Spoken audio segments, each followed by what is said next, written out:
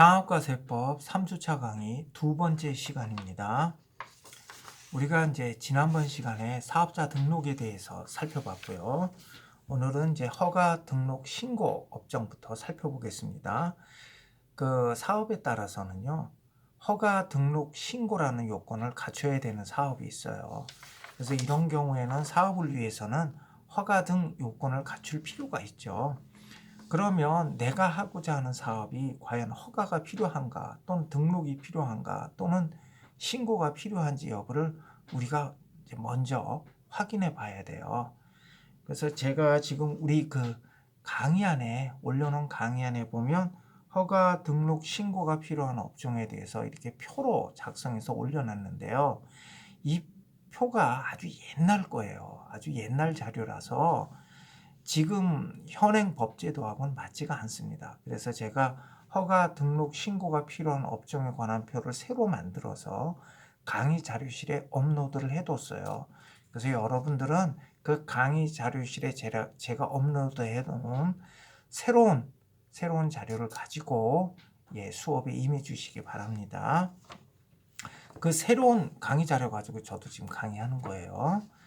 자, 한번 허가 업종, 등록 업종, 신고 업종이 뭐가 있는지 한번 살펴보죠.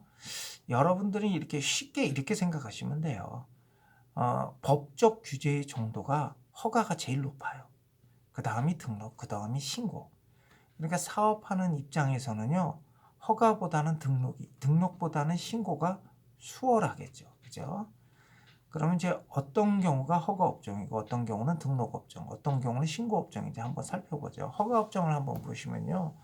여러분들이 얼핏 보시더라도 이거는 좀 법적으로 좀 규제를 해야 할 필요가 있겠는걸, 이런 느낌이 들 거예요. 어떤 개인의 이익 또는 공공질서에 대한 위해 정도가 큰 업종들이에요. 한번 보실까요? 단란주점 영업, 유흥주점 영업. 이 단란주점, 유흥주점은 접대부를 고용해서 하는 영업이에요. 술을 파는 영업이죠. 응? 그래서 이 단란주점, 유흥주점 같은 경우는 접대부를 고용해서 하는 영업이기 때문에 어떤 법적 규제가 요구가 되죠. 잘못하면 어떤 공서 양속이라든지 풍속을 해야 할 우려가 있고요. 그래서 우리가 그 식품 접객업 중에 이 단란주점 영업하고 유흥주점 영업은 허가 업종이에요. 그럼 일반 음식점은 뭘까요? 일반 음식점은 옆에 보면 신고 업종 중에 위에서 하나, 둘, 셋, 넷, 다섯 번째 종류 보면 일반 음식점 영업이죠. 요거는 신고 업종이에요. 여기 신고 업종. 그래서 거기 보면 뭐 휴게 음식점 영업, 위탁급식 영업, 제과점 영업, 이런 것들은 이제 신고 업종이고요. 단란주점이나 유흥주점 같이 접대부를 고용해서 술을 파는 업종은 이거는 허가 업종으로 되어 있습니다. 그 다음에 허가 업종 한번 보시면 식품조사 처리업은 허가 업종이에요. 근데 옆으로 살짝 와보시면 식품 제조 가공업은 등록 업종이에요. 식품조사 처리업은 뭘 하는 업종이기 때문에 허가를 요구하지 하고, 그래서 여러분들이 이게 식품조사 처리업을 잘 모를까봐 그 밑에 보면 조그맣게 제가 별표 표시를 하고 소개를 해놨죠. 식품조사 처리업은 방사선을 쬐어 식품의 보존성을 물리적으로 높이는 영업이에요. 방사선을 쬐어서 어떤 식품의 보존 기간을 이제 연장시키는 그런 것을 업으로 하는 거예요. 그러니까 이건 자칫 잘못했다간 이걸 섭취하는 어떤 국민들의 건강에 위해를 끼칠 우려가 있죠. 그래서 식품조사 처리업은 허가업종으로 한 거예요. 그 다음에 신용정보, 이게 이제 어떤 개인의 신용정보를 다루는 거예요. 여러분들 들어보셨는지 모르겠지만 신용정보회사가 몇 군데가 있어요. 뭐 고려신용정보 주식회사라든지 이런 이제 신용정보 주식회사가 있는데, 이런 경우도 어떤 개인정보를 침해할 그런 우려가 있죠. 그래서 이런 신용정보 같은 경우도 허가업종이죠. 그 다음에 일반 게임 제공은 쉽게 말해서 성인 오락실 생각하시면 돼요. 뭐 떴다 뭐 이런 성인 오락실 같은 경우, 이런 경우도 잘못하면 어떤 도박을 조장하고 말이죠. 사행심을 부추길 우려가 있죠. 그래서 허가 업종으로 한 거예요. 의약품 제조업, 그죠? 어떤 시설과 조직을 갖추어서 의약품을 이제 제조하는 경우 이런 것도 국민의 건강에 위해를 끼칠 우려가 있죠. 그러니까 이런 것도 허가 업종으로 한 거예요. 그래서 여러분들 허가 업종 보시면 이건 허가 업종으로 해야 돼라고 금방 이해하실 수 있어요. 다음 등록 업종을 한번 보시면 뭐 식품 제조 가공업, 식품 첨가물 제조업, PC방, 노래방, 비디오 감상실, 청소년 게임 제공업, 이른바 청소년 오락실이죠. 그러니까 성인 오락실은 허가 업종인데 청소년 오락실은 등록 업종이에요. 그 다음에 학원, 여행업, 출판업, 인쇄업, 부동산 중개업, 안경업, 의원, 약국, 다단계 판매원, 화장품 제조업, 화장품 책임 판매업. 화장품 책임 판매업이라면 어떤 시설이나 조직을 갖춰서 이제 화장품을 판매하는 그런 업종이에요. 그래서 화장품 제조업하고 화장품 책임 판매업은 등록 업종인데 그 옆에 신고 업종에 한번 쭉 해서 하는데 밑에서 위로 세 번째 줄 보면 맞춤형 화장품 판매업이라는 게 있어요. 근데 이건 신고 업종이에요. 그럼 맞춤형 화장품 판매업이라는 건 이건 뭐냐? 여러분들 보면 이제 저 유럽 같은 데 가보면요. 약국에서 화장품을 만들어서 판매를 한대요. 이게 뭐냐 하면 이제 화장품이라는 게 개인의 피부 상태에 따라서 이제 화장품을 재료를 달리한다는 거죠. 그렇죠? 어떤 사람은 건성 피부가 있고 어떤 사람은 지성 피부가 있잖아요. 그래서 유럽에서는 약국에서 그 찾아오는 그 손님의 피부 상태를 보고 거기에 맞춤형 화장품을 판매한대요. 그래서 우리나라에서도 이 맞춤형 화장품 판매에 관한 관심이 요즘 많이 높아졌어요. 그래서 이런 맞춤형 화장품 판매업은 신고업종이에요. 그 다음에 유료 직업 소개 사업은 등록 업종인데 무료 직업 소개 사업은 신고 업종이에요. 그다음에 대부업, 예전에 전당포 이런 거 있죠? 이런 거 대부업에 지금은 포함돼요. 그 다음에 자동차 매매, 자동차 정비 이런 건 등록 업종이에요. 그 다음에 신고 업종 보면 신고 업종은 우리가 그 일상적으로 많이 접하는 업종들이 대부분 다 신고 업종이에요. 숙박업, 목욕장업, 목욕탕, 응? 세탁업, 이용업, 미용업. 그리고 여기 미용업에는 단순히 이제 미장원 이런 데뿐만 아니라 뭐 네일 아트에서 손톱 미장하는 거 있잖아요. 그런 거라든지 뭐 손톱 미용하는 거, 그다음에 화장 미용업, 그다음에 피부, 스킨 뭐 관리하는데 피부 미용업 이런 거 다 포함된 거예요. 이런 거 신고 업종이에요. 그다음에 건물 위생 관리업, 건물 청소하는 거. 그 다음에 아까 말씀드린 뭐 일반 음식점 영업, 이거 신고업종이에요. 일반 음식점, 휴게 음식점 영업, 위탁급식 영업, 제과점 영업 이런 거 신고업종이고요. 아까 식품 제조 가공업은 등록업종이라고 했는데 즉석 판매 제조 가공업은 신고업종이에요. 그 다음에 식품 운반업, 식품 냉동 냉장업, 용기 포장류 제조업, 동물병원 이런 거 신고업종이에요. 동물병원.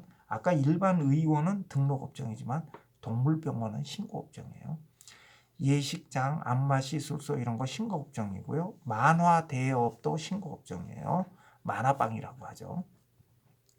그 다음에 각종 스포츠 여가와 관련된 서비스업들, 당구장, 탁구장, 헬스클럽, 그 다음에 수영장, 태권도장, 무도장은 뭐예요? 춤추는데. 스크린 골프장, 테니스장 이런 것들은 다 신고업종이다.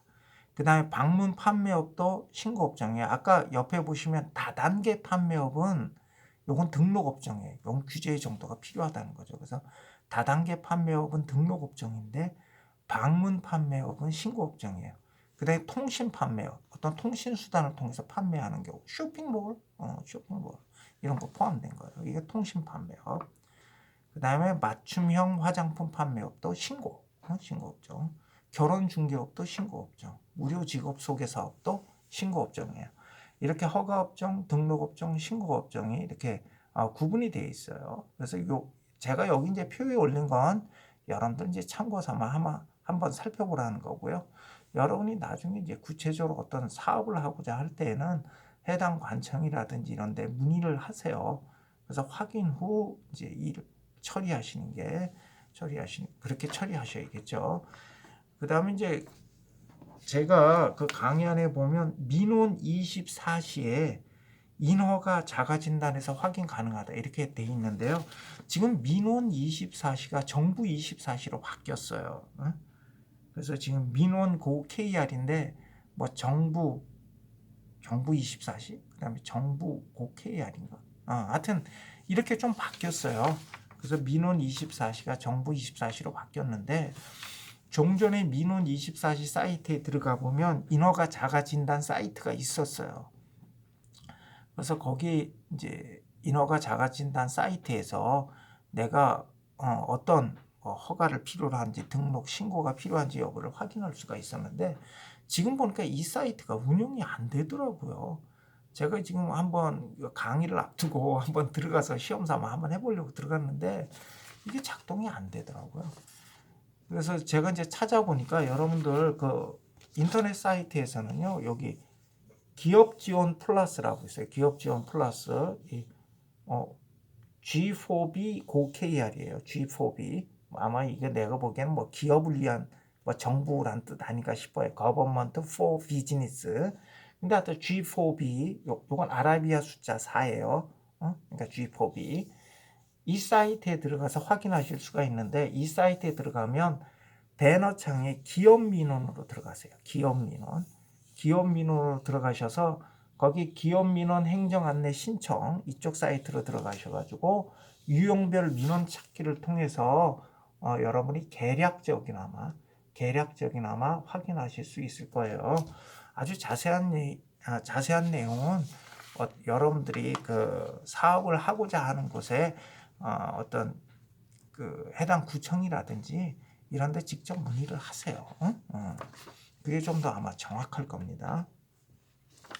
그리고 대개의 경우에는요, 이렇게 허가 등록 신고가 필요한 경우에는 허가 등록 신고를 먼저 갖추고 사업자 등록을 하는 게 일반적이에요. 그러니까 이런 인허가 요건을 먼저 갖추고 난 다음에 사업자 등록을 하는 게 일반적이에요. 그래서 그런 경우 사업자 등록을 할 때 이런 인허가 관련 증명서를 첨부 서류로 제출하도록 그렇게 되어 있죠. 우리가 지난 시간에 살펴봤었잖아요.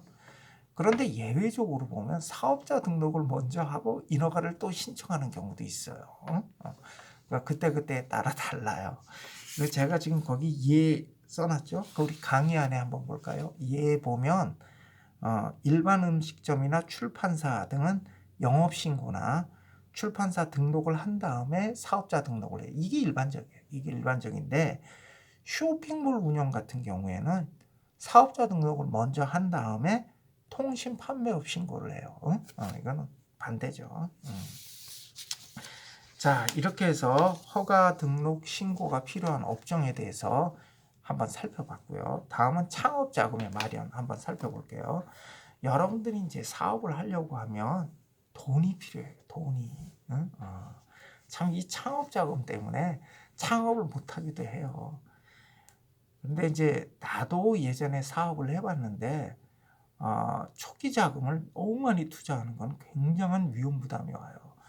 물론 나도 뭐 아주 좋은 기계를 갖다 놓고 아주 시설도 아주 멋있게 해놓고 이렇게 사업을 하고 싶겠지만 그건 너무 부담이 돼요. 나중에 비용 부담이 상당히 크거든요. 그래서 욕심을 조금 내려놓을 필요가 있어요. 내가 할 수 있는 범위 내에서 최소한으로 필요한 것만 갖추고 사업을 하는 게 현명해요. 왜냐하면 남한테 보여주려고 내가 사업하는 게 아니거든요. 그래서 이 사업을 할 때는 아주 좀 뭐라 그럴까요? 이렇게 어떤 허황된 꿈 같은 거 이런 거 꾸시면 안 돼. 그럼 사업 망해요. 그래서 아주 그 냉철하고 아주 합리적인 계산하에 사업을 진행을 해야 돼요. 만약에 내가 돈이 많다 그런다면야 뭐 창업자금 별 문제가 안 되겠죠. 근데 이제 우리가 대부분의 사람들은 이렇게 뭐 넉넉한 상황에서 사업을 하는 게 아니거든요. 그러려면 부득이하게 다른 사람으로부터 돈을 빌릴 수밖에 없어요. 근데 이제 가급적이면 자기 자금을 많이 좀 마련해 놓은 상태에서 되도록이면 타인 자금은 적게 빌리는 쪽으로 이렇게 해서 이제 사업을 해야, 왜냐하면 초기에 이제 어떤 판로를 개척하거나 그러느라고 시간이 많이 소요되거든요. 그동안에 어떻게든지 내가 버텨야 되는데 타인 자본을 너무 많이 사용을 하게 되면 그 비용 부담 때문에 내가 버티기가 힘들어요. 우리가 사업을 버티기라고도 하거든요. 버티기. 한 1년, 2년 버티면 어떻게 된다 이거예요. 그래서 주변에도 이렇게 보면 무슨 음식점이라든지 이런 업종 같은 경우에도 한 3년, 5년 버티는 데는, 물론 그렇게 버틴다는 건 나름대로 노하우가 있다는 거죠. 노하우가 있다는 거지만, 그러면 어느 정도 사람들한테 알려지고 기본적인 어떤 중간 이상의 어떤 퀄리티만 유지한다면 어떻게 운영이 되는 것 같더라고요. 근데 그렇게 버티려면은 내 돈을 가지고 창업을 해야 돼요. 타인 자금 가지고 창업을 하게 되면 그렇게 버티기가 힘들어요. 그 돈 순환이 내가 생각한 것처럼 그래 빨리 확확 돌아가지가 않아요. 자, 이렇게 창업 자금 마련하는 게 이게 이제 관건인데요. 창업 자금을 마련하는 방법은 이제 크게 두 가지가 있어요. 그러니까 다른 사람의 돈을 끌어다 쓰는 방법은, 하나는 이제 우리가 쉬운 거는 은행에서 돈 빌리는 거죠. 은행에서 돈 빌리는 거. 근데 은행이 뭐 그냥 아무렇게나 돈 빌려주니까 아니죠. 은행에서는 담보를 요구하잖아요. 그래서 만약에 내가 담보가 있다, 부동산에 이제 담보가 있다면 담보대출을 받겠죠. 그런데 이제 부동산 뭐 이런 담보가 많은 사람들이 죄송하지만 창업하겠어요? 여러분들이라면 막 빌딩 있고 막 땅이 많은데 여러분들 사업하겠어요? 안 하죠. 그거 가지고 차라리 임대를 놓는다든지 이렇게 해서 살지. 물론 부동산 임대부터 사업은 사업이지만 뭐 제조업이라는 거 이런 거 하겠어요? 안 한단 말이에요. 그러니까 어떻게, 그런 담보가 있고 이런 사람들이야 은행에서 담보대출 받으면 되죠. 그 다음에 돈 빌리는 거 은행에서 신용대출이요? 신용대출은 대출 금액도 얼마 안 되고요. 이자율이 높아요. 그래서 그 이자 비용 부담이 커서 그건 쓸 수 있는 방법이 안 돼요. 그러면 이제 빌릴 방법이 없는 거죠. 그래서 이제 우리 그 국가라든지 그 지방자치단체에서 이런 어떤 중소기업 창업자들을 위한 정책 자금을 지원을 해줘요. 그러니까 이제 은행 등에서 어떤 담보대출을 받을 수 있는 분은 그렇게 담보대출을 받고, 그게 안 된다면 어떤 우리 국가라든지 지방자치단체에서 중소기업 창업을 위해서 지원해주고 있는 정책 자금을 빌려다 쓰는 방법이 있고요. 그 다음에 이제 은행으로부터 돈을 빌리긴 빌리는데 어떤 보증기관의 보증을 받아서 빌리는 거죠. 그러니까 내가 담보를 제공해서 돈을 빌리면 돈을 빌릴 수도 있지만, 내가 담보가 없는 경우에는 신용보증기관, 대표적인 게 뭐가 있어요? 기술보증기금, 그 다음에 신용보증기금 들어보셨죠? 신용보증기금, 기술보증기금. 예전에는 이거 기술신용보증기금이라고 하는데 지금은 신용자가 빠졌더라고요. 그래서 기술보증기금, 신용보증기금, 이런 보증기관으로부터 보증을 받게 되면 은행으로부터 저리로 대출을 받을 수가 있어요. 이런 방법이 있는 거죠. 그러니까 어떤 방법이 있다? 그 정부라든지 지방자치단체 정책자금을 지원받는 방법, 그 다음에 신용보증기관의 보증을 받아 은행으로부터 저리로 대출받는 방법이죠. 그래서 그 어떤 건지 한번 개략적으로 자세한 내용은 해당 기관에, 여러분들이 만약에 창업을 하고자 한다고 한다면 해당 기관에 직접 문의를 하셔서 확인하는 게 가장 정확할 거예요. 이제 저는 여러분들에게 개략적인 내용만 이렇게 소개시켜 드릴게요. 우리 강의 17쪽 한번 보세요. 강의 17쪽 보시면 창업자금의 마련에서 정책자금 이렇게 되어 있죠. 정책자금. 지금 현재 중소기업 창업과 관련된 정책자금 지원해주는 대표적인 기관이 두 군데가 있는데, 하나가 소상공인 시장진흥공단이라는 데가 있고요. 또 한 군데는 중소벤처기업진흥공단이 있어요. 이렇게 공단에서 이제 어떤 정책자금 지원을 해주는데요. 내용을 한번 살펴보시면요. 소상공인 시장진흥재단에서는 소상공인들에게 정책자금 지원을 해요. 그럼 여기 소상공인이 뭐냐? 상시근로자 5인 미만인 업체를 소상공인이라고 해요. 근데 제조업, 건설업, 운송업, 광업인 경우에는 상시근로자가 10인 미만인 업체를 말해요. 응? 그래서 이런 소상공인들에게 저금리로 자금을 대출해줘요. 굉장히 유리해요. 은행에서 돈 빌리는 것보다 상환 방법도 아주 유리하고, 그래서 이게 굉장히 선호도가 높죠. 빌리기도 만만치 않아요. 워낙 경쟁이 심해서. 그래서 공단에서 운영하는 교육과정을 수료하는 경우에는 이제 우대를 해준다고 해요. 자금 대출 평가에서. 자, 여기 이제 소상공인 시장진흥공단에서 운영하고 있는 정책자금을 한번 보면요. 소상공인 성장 기반 자금, 소상공인 경영 안정 자금, 이렇게 두 가지 프로그램을 운영을 하는데, 여기 보시면 뭐 성장 기반 자금의 경우에는 소상공인 특화 자금, 제조업을 영위하는 상시근로자 10인 미만의 소공인에 대해서 이렇게 지원을 해주는 거라 그러네요. 근데 성장 촉진 자금, 업력 3년 이상인 소상인을 상대로 한다고 해요. 그 다음에 경영 안정 자금에는 다시 일반 경영 안정 자금하고 청년 고용 특별 자금이 있는데요. 일반 경영 안정 자금 같은 경우에는 업력 1년 이상인 소상공인. 이게 이렇게 왜 이상인 사람을 요구하냐면요. 그래도 한 1년, 3년 정도 계속 사업을 유지했다. 그런다면 최소한 기본은 갖춰져 있다. 이렇게 보는 거죠. 그리고 그 안에 이제 세금도 납부를 하고. 보면 1년도 안 돼서 문 닫는 업체 굉장히 많습니다. 1년 안 돼서요. 1년 안 돼가지고 5개월, 6개월 만에 문 닫는 업체 많아요. 그러니까 여기서 난 그런 걸 보는 거죠. 그래서 최소한 한 1년 정도는 버티는 업체. 뭐 이렇게 보는 거죠. 1년 미만인 중소벤처기업진흥공단의 교육과정을 이수한 소상공인도 대상이 되고요. 신사업 창업사관학교 졸업생 중 창업자도 그 대상이 된다고 해요. 여기 보면 신사업 창업사관학교라고 있는데요. 이게 뭐냐면 성장 가능성이 높은 예비 창업자를 선발을 해서 창업 교육을 하는 프로그램이에요. 교육기간은 한 5개월 정도 되고요. 지역별로 교육이 실시돼요. 우리 대전 지역에도 교육을 실시하고 있다고 해요. 그래서 이런 신사업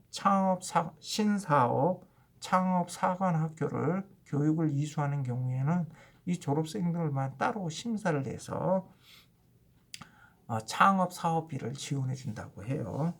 그 다음에 청년 고용 특별 자금이라고 있는데요. 대표자가 만 39세 이하인 사업자 또는 상시 근로자 중 과반수 이상이 청년 근로자인 사업장, 이런 데에 대해서 이제 특별히 이제 자금을 지원해 준다고 합니다. 그 다음에 중소벤처기업진흥공단의 창업 기반 지원, 사업 개시일로부터 7년 미만인 중소기업이라든지 이런 걸 이제 대상으로 하고요. 여기는 이제 청년 전용 창업 자금하고 시니어 기술 창업 지원 자금이 있는데요. 청년 전용 창업 자금은 대표자 나이가 만 39세 이하인 그런 중소기업을 대상으로 하고요. 시니어 기술 창업 지원 자금 같은 경우에는 예를 들어서 무슨 대학 교수라든지 이공계 석박사학위 소지자, 연구원 등이 창업을 하는 경우에 지원을 해주는 거라고 해요. 자, 이렇게 정책 자금 지원은 두 기관, 여러분들은 그 기관명만 좀 잘 숙지해 주시면 될 것 같아요. 소상공인 시장진흥공단, 그 다음에 중소벤처기업진흥공단에서 어떤 중소기업자를 위한 정책자금 지원을 하고 있다. 자, 그 다음에 우리 강의 한 18쪽 한번 보시면요. 자, 정책자금 신청 시 사업계획서, 우리가 이제 정책자금 신청할 때 사업계획서를 제출을 해요. 그런데 이게 경쟁이 굉장히 심하대요. 그래서 선정될 확률이 한 10% 미만이라고 해요. 그러니까 이제 내가 이 자금 지원을 받으려면 사업계획서를 어떻게 잘 써야 돼. 사업계획서를 잘 써야 돼. 그럼 이 사업계획서에 어떤 내용이 담겼을 경우 내가 선정될 확률이 높아지는지 한번 보죠. 어떤 창업자 등의 경력과 사업 아이템과 연관성이 높고 학력이 높을수록 유리하다고 해요. 그 다음에 창업 교육 과정을 이수했다든지 현재 창업 보유센터에 입주해 있으면 우대 평가를 받는다고 해요. 그 다음에 자금 조달 능력. 우리가 이제 이런 공단으로부터 정책 자금을 지원받기는 하지만 자기 스스로 조달하는 자금이 한 50% 이상은 돼야 된다. 응? 그 다음에 이제 창업자의 신용도도 봐요. 그래서 뭐 불량 거래자라든지 연체 사실이 있으면 당연히 불리하겠죠. 그리고 혼인한 경우에는 배우자의 신용도도 본다고 해요. 그 다음에 기술성 및 사업성 관련 정보를 한번 보시면 사업 아이템이 독창적이어야 되고요. 그런데 또 시장성도 있어야 된대요. 응? 독창적인데 시장성까지 있대. 아이고, 쉽지 않죠. 그러니까 이 시장성이라는 게 지금 뭐 시장 규모가 아주 커야 된다는 게 아니고 어느 정도 시장이 형성되거나 형성될 가능성이 있어야 된다는 거죠. 그리고 향후 성장될 가능성이 있어야 되고요. 그 다음에 판로가 확보되었거나 매출 실적이 있다면 굉장히 유리하고요. 그 다음에 벤처 평가 우수 기업이라든지 어떤 신기술로 선정된 이런 사실이 있으면 또 우대 평가를 받고요. 그 다음 보는 게 이제 수출 가능성, 수입 대체 가능성도 본다고 해요. 그래서 어떤 수출 가능성이 높거나 또는 수입품을 대체할 가능성이 있는 경우에도 굉장히 유리한 평가를 받는다고 해요. 그래서 이런 요건을 갖추게 되면 이제 아무래도 어떤 정책 자금 지원에서 유리한 위치를 점할 수 있겠죠. 다음 은행 창업 자금 대출 한번 보죠. 은행 창업 자금 대출. 자, 아까 말씀드린 것처럼 은행으로부터 창업 자금을 빌릴 수가 있는데 뭐 내가 담보가 있으면 담보 대출을 받으면 되겠죠. 그렇지 못한 경우에는 19쪽 한번 보세요. 신용 보증 제도를 통해서 이제 대출을 받게 되면 이제 저리로 대출을 받을 수가 있어요. 신용 보증 기관에서 보증을 해주니까 은행 입장에서는 위험이 줄잖아요. 그러니까 저리로 대출을 해주죠. 이때 신용 보증 기관으로는 기술 보증 기금, 신용 보증 기금이 있어요. 근데 이때 이 기술 보증 기금은 주로 어떤 신기술 사업을 연계하는 중소기업을 대상으로 해요. 그래서 기술력 위주인 IT 업체들을 주로 지원 대상으로 하고요. 일반 중소기업은 신용보증기금에서 지원을 해줘요. 그 다음에 지방자치단체에서도 이와 유사한 기관을 운영하고 있는데 신용보증기관을 운영하고 있는데 예를 들어서 우리 여기 대전 지역에는요. 대전신용보증재단이라고 있어요. 그리고 여기 충남 지역에는 충남신용보증재단이 있습니다. 그래서 여러분들 중에 혹시 창업을 하고자 하는 학생들이 있으면 여기 한번 문의를 해보시는 것도 좋을 것 같아요. 자, 신용보증기관의 보증 보면 뭐 기술보증기금 같은 경우에는 이제 아까 말했다시피 어떤 기술력 위주의 IT 업체들을 주로 지원 대상으로 하고요. 여기서도 보면 그 창업 준비 단계에서부터 왜냐하면 오히려 창업할 때 돈이 더 많이 들어가거든요. 그러니까 창업 준비 단계에서부터 창업 준비 사전 단계에서부터 이렇게 심사를 통해 가지고 이렇게 지원을 해준다고 해요. 그리고 청년 창업 기업에 대해서는 우대 프로그램을 운영하고 있다고 해요. 신용보증기금의 경우에도 이 창업 이후 어떤 기업의 성장 과정에 맞춰서 지원 프로그램을 운영하고 있어요. 그래서 뭐 예비 창업 보증, 신생 기업 보증, 창업 초기 보증, 창업 성장 보증 이런 식으로 쭉 이렇게 그 기업의 창업서부터 성장 과정에 걸쳐서 이런 어떤 지원 프로그램을 운영하고 있다고 해요. 이런 이제 같은 기술 보증 기금과 신용 보증 기금에서는 이런 어떤 신용 보증 제도를 통해서 어떤 기업들을 지원을 하고 있습니다.